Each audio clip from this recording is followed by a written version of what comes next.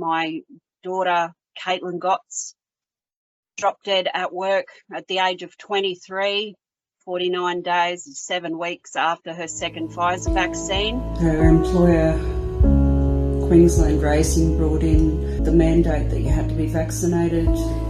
She was in perfect health.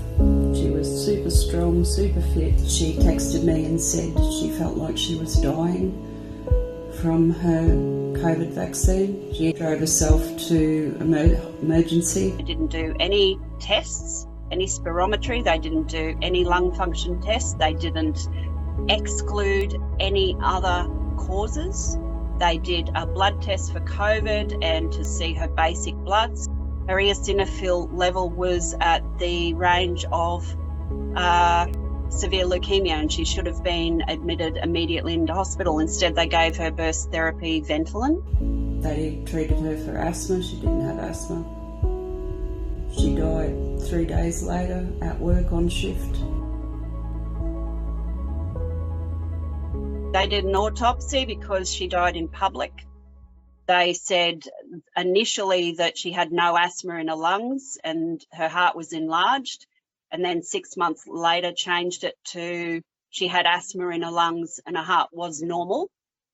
Then they also said that the myocarditis infiltrate that was in her heart tissue was insignificant, and they never considered the role of the vaccine, the timeline of her illness, the fact that she was not an asthmatic, had never been diagnosed as an asthmatic until 3 days before her death. That diagnosis was taken because she had shortness of breath. In hindsight, if we had have been told, if she had have been told, if the hospitals had have been told, shortness of breath, extreme malaise, swelling, all of this are signs of something serious. If it directly follows the vaccination, then we would have, taken it a lot more seriously.